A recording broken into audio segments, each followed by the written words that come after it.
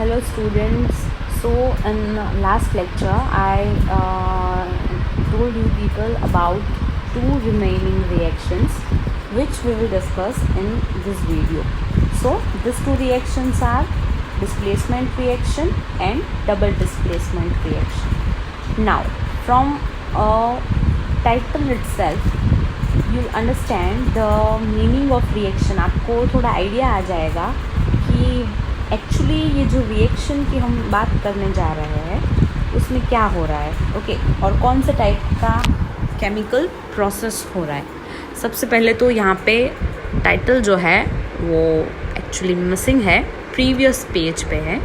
Okay, it was just a title. So I hope I made it clear to you that this is example of displacement reaction.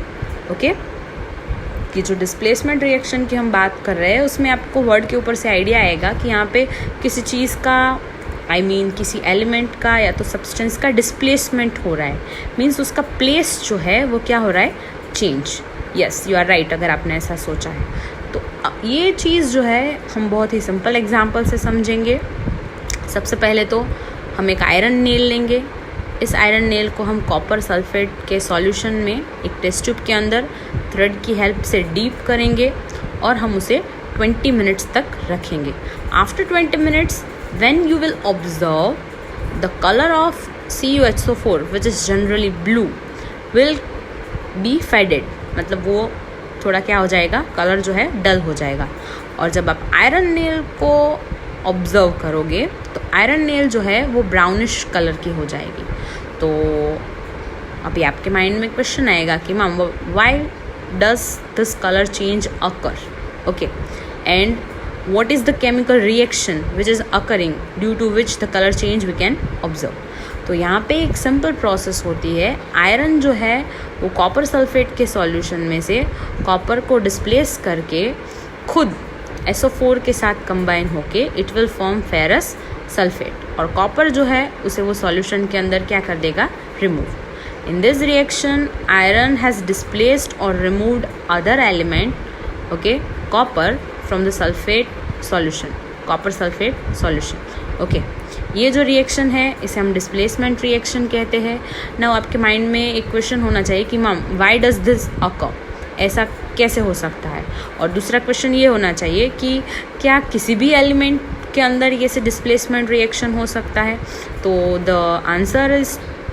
Answer to your this question is कि जो more reactive elements है सिर्फ वो ही दूसरा element जो उससे less reactive है उसे डिस्प्लेस कर सकते हैं या तो रिमूव कर सकते हैं. लेस रिएक्टिव एलिमेंट्स जो है वो मोर रिएक्टिव एलिमेंट को डिस्प्लेस नहीं कर सकते. तो this is the rule of displacement reaction. Okay, और we can say this is the simple concept of displacement reaction. अगर हम इसके और एग्जांपल देखें तो जिंक जो है वो कॉपर सल्फेट के सॉल्यूशन के साथ जब आप उसे मिक्स करते हैं तो जिंक जो है वो कॉपर से रिएक्टिव है, ज़्यादा रिएक्टिव है. ओके, कॉपर की कंपैरिजन में.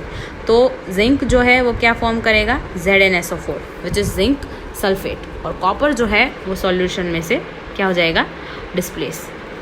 यहाँ पे अगर मैं आपको थोड़ा फनी लगेगा, okay, but just to remember, आपको अच्छे से याद रहे इसके लिए अगर मैं आपको एक सिंपल ट्रिक से समझाऊँ तो जिंक जो है, ओके, ये एक बहुत ही ब्यूटीफुल लड़की है. ओके, कॉपर जो है वो थोड़ी एक सिंपल पर्सन है. ओके, कॉपर और सल्फर जो है सल्फेट, उन दोनों की रिसेंटली शादी हुई है. बट सल्फेट जो है वो अट्रैक्ट हो रहा है towards copper as it is sulphate जो है वो अट्रैक्ट हो रहा है towards zinc. Okay, as it is more, as we know that it's more reactive than the copper. हमारा जिंक जो है वो कॉपर से ज़्यादा रिएक्टिव है, तो सल्फेट जो है वो उसके तरफ क्या हो जाएगा, अट्रैक्ट. उसकी वजह से क्या होगा, ये कॉपर और सल्फेट के बीच में क्या हो जाएगा, डिवोर्स. ओके, और सल्फेट जो है वो जिंक के साथ मैरिज करके क्या फॉर्म करेगा, ZnSO4, zinc sulfate. Please don't mind it. Okay, this was just for example and just for fun, so that आप ये याद रखें, बट आप गलती से भी एग्ज़ाम में ये लिख कर नहीं आएंगे. Okay, you need to understand the concept कि मोर रिएक्टिव एलिमेंट्स जो होते हैं वो क्या करते हैं, लेस रिएक्टिव एलिमेंट जो है उसको रिप्लेस करते हैं. Okay, let's see one more example. Lead जो है, ओके, जब इसका रिएक्शन कॉपर क्लोराइड के साथ होगा तो ये फॉर्म करेगा लेड क्लोराइड. यहाँ पे प्रिंटिंग मिस्टेक, टाइपिंग मिस्टेक से ZnSO4 लिखा है, बट यहाँ पे आएगा PbCl2. ओके, और ये PbCl2 जो है उसके साथ साथ यहाँ पे कॉपर भी रिलीज होगा. As we all know that lead is more reactive than the copper, so it is replacing copper and forming lead chloride. Okay, so I hope I made it clear to you with a funny example that more reactive metal or element will replace the less reactive one.